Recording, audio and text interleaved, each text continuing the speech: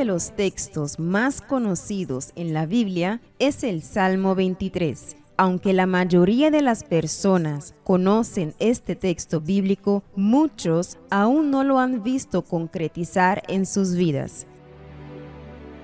En él encontramos por lo menos 8 promesas que juntas cubren todas las áreas de la vida de una persona.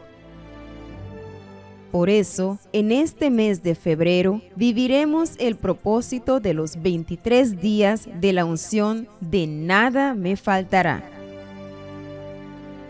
Aderezas mesa delante de mí en presencia de mis angustiadores. Unges mi cabeza con aceite, mi copa está rebosando.